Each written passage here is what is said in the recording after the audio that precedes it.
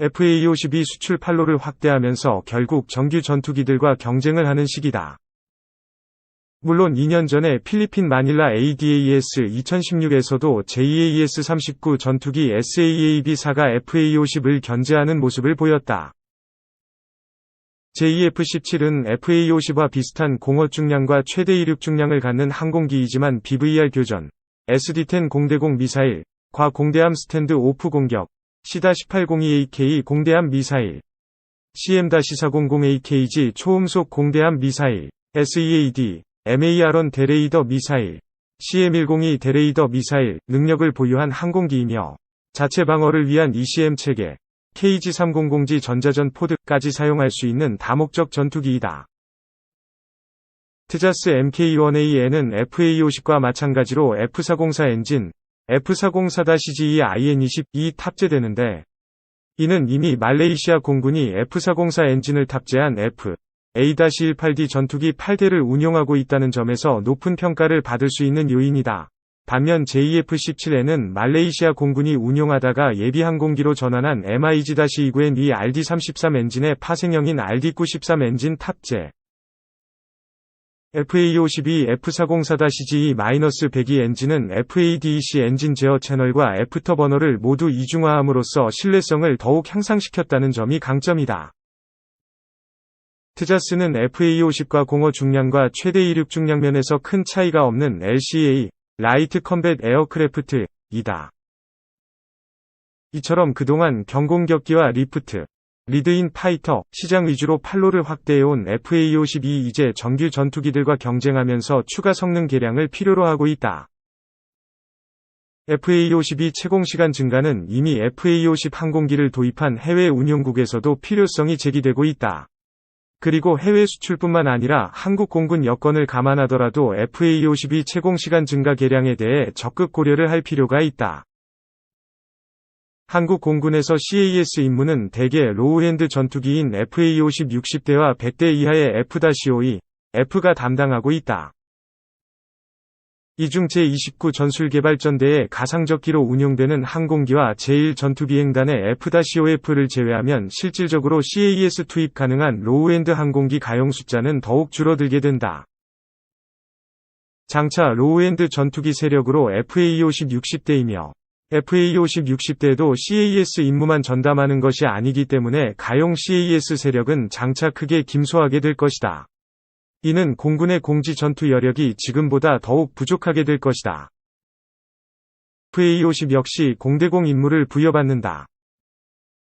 그리고 우수한 SAR 모드를 보유한 EL, M203이 레이더와 EGI, H764, 그리고 MIDS, LVT6위 링크 16 데이터 링크 통신을 사용한 항법 데이터 보정 알고리즘을 사용할 수 있기 때문에 FA-50은 단순히 지상군에 대한 직접적인 항공화력 제공과 고속 FAC, 포워드 에어 컨트롤러 역할뿐만 아니라 합동화력구역에서 하드덱, 최저 고도가 가장 높은 대화력전, ATK, 공역의 채공, XATK 하면서 대화력전 표적을 획득, 정밀 타격하는 임무에도 투입된다. FA-50은 BLU-108 감흥자탄 다수 내장하여 다수의 기갑 차량을 일거에 일소할 수 있는 CBU-105 SFW, 센서 푸즈드 웨펀을 사용하기 때문에 한 개 편대의 FA-52 인트셀 바깥에서 인트셀 내부의 적 대규모 지상작전제대를 타격할 수 있기 때문에 FLOT, 포워드 라인 오운 트룹스, 로적 대규모 증원제대가 접근하기 전에 차단할 수 있다. SFW에 내장된 블루 108탄은 정밀 공격 자탄 40개를 내장하는 이론적으로 최대 40대의 기갑 차량을 일거에 파괴할 수 있다. 이처럼 세계 비행대에서 운용되는 FA-50에 다양한 임무가 부여되면서 CAS 투입 소어티를 차출해야 하는 것이 현실이다. 그러므로 공지 전투를 위해 설치되는 킬박스 중에서 공군에 배정된 킬박스들의 상시 XCAS 대기 채공을 유지하려면 CAS 임무 비중이 높은 FA-52 채공 시간을 늘림으로써 XCAS 유지를 위한 필요 소어티를 감소시켜야 한다. FA-52 채공 시간 증대 방안에 대해서는 지금의 보조연료 탱크 150어스갈 보다 더욱 대형의 보조연료 탱크를 탑재하는 방안과 공중급유 기능을 부여하는 방안 등이 이미 연구된 바 있다.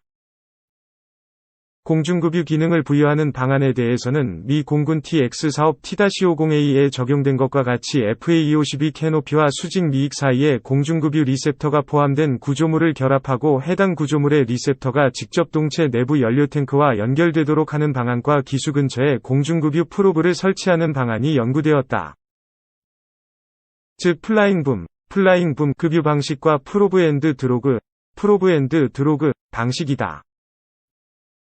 이미 한국 공군의 핵심 주력 전투기들 F-15K, KF-16, 현재 도입 중인 F-35A, 이 모두 플라잉 붐 공중급유를 위한 리셉터를 보유하며 KF-X 역시 플라잉 붐 급유를 위한 리셉터가 설계에 반영되어 있다.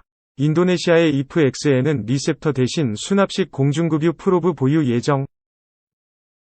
무엇보다 플라잉 붐 급유를 위한 공중급유 붐을 갖춘 KC-330, 한국공군 A330MRTT 공중급유기를 전력화하고 있다. 따라서 FA-50의 채공시간 증가 방안으로 플라잉 붐 급유 리셉터를 설치하는 방안이 고려된 것은 당연한 것이다. 해당 개조 방안은 기술적으로도 큰 어려움이 없다고 한다. 다만 플라잉 붐 급유 능력을 부여받더라도 공중급유 리셉터 설치 개조를 받은 FA-50 개량형이 전시에 공중급유를 받기는 어렵다는 것이 해당 개조 방안의 단점이다. 한국 공군은 불과 4대의 KC-330 공중급유기를 도입하고 있기 때문에 동 공중급유기를 추가 도입하지 않는 한 전시에 1대씩 공중급유기에 할당된 대기 공역에 1대씩 로테이션 투입될 것이다. 이는 이미 공중급유 리셉터를 보유한 주력 전투기인 F-35A, F-15K, 그리고 KF-16이 공중급유 소유도 완전히 충족하기 어렵기 때문에 FA-50 개량형에도 공중급유를 할 여건이 되지 않는다는 것을 의미한다. 나중에 공중급유기를 추가 도입하더라도 이 문제는 여전히 해결되지 않을 것이다. 추가 도입된 공중급유기 역시 F-15, 35분의 16을 우선적으로 지원해야 하기 때문이다. 한국 공군의 A330MRTT인 KC-330 공중급유기는 플라잉 붐 공중급유뿐만 아니라 프로브 앰퍼샌드 드로그 공중급유 능력도 보유하게 된다. 이는 프로브를 사용하여 공중급유를 받는 전투기를 운용하는 미 해군과 미 해병대와의 연합작전을 염두에 둔 것으로 짐작된다. 코팜 9052 포드를 도입함으로써 KC-330 공중급유기는 플라잉 붐 급유와 프로브 앰퍼샌드 드로그 급유를 모두 할 수 있다. FA-50에 공중급유 프로브를 설치하는 옵션을 수출형뿐만 아니라 한국 공군 FA-50에 적용해도 장차 활용할 수 있게 된다. KC-330 공중급유기는 플라잉 붐 급유를 받기 위한 리셉터를 갖춘 주력 전투기들을 우선적으로 지원을 해야 하기 때문에 만약 FA-50에 급유 프로브를 설치하는 개량을 하더라도 해당 항공기에 KC-330이 공중급유를 배정하는 것은 쉽지 않다. 이 문제에 대해서 해결 방안이 있는데 KC-330과 함께 도입되는 코팜 9052 공중급유 드로그 포드를 추가로 도입하여 필요할 때 수송기에 탑재하여 프로브 앰퍼샌드 드로그 공중급유 전용 간이 공중급유기를 별도로 운용하는 것이다.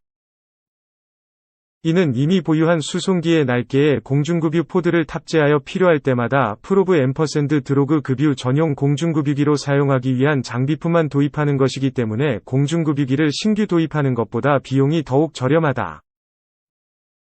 이 때문에 정규 공중급유기를 도입하여 운용할 여력이 없는 나라들이 수송기에 공중급유 포드를 장착하여 프로브 앰퍼샌드 드로그 공중급유기로 운용하고 있다. 현재 FA-50을 제한받고 있는 말레이시아 공군 역시 C-130H4대에 공중급유 포드를 탑재하여 공중급유기로 운용하고 있으며 A400M 수송기 역시 필요할 때마다 코팜 9052 공중급유 포드를 탑재하여 간이 공중급유기로도 운용하고 있다. 이것은 우리에게도 시사한다. 현재 한국 공군에는 수송기 3대 신규 소요가 여전히 남아있으며 스페인 정부에서 KAIV KT-1과 TA-50을 스페인 국방부가 발주한 A400M 수송기와 맞교환하는 것을 여전히 제한하고 있다. 한국 공군의 수송기 3대 소요를 충족시키면서 T-50 계열 항공기의 해외 시장 확대를 도모하면서 장차 한국 공군이 보유한 FA-50에 공중급유 프로브를 설치하여 연료 탱크에 연결하는 개량을 할 경우 이미 한국 공군이 도입 예정인 코팜 9052 포드를 추가 도입하여 A400M을 A330MRTT 추가 도입 소요 발생과 발주를 해치지 않으면서 간이 공중급류 수송기로도 운용할 수 있게 된다. FA-50에 공중급유 프로브를 설치하는 개량을 하고 해당 설계를 인증하여 공군에서 운용, 신뢰성을 확보하는 것은 최근에 말레이시아 공군의 FA-52 제안된 것과 같이 프로브 앰퍼샌드 드로그 방식 공중급유기를 운용하는 나라들을 대상으로 시장 확대의 보탬이다. 말레이시아에서 FA-50과 경합을 하고 있는 JF-17위 경우에는 이미 프로브 앰퍼샌드 드로그 공중급유를 위한 프로브를 보유하고 있다. 파키스탄 공군에서 IL-78 공중급유기와 연계 운용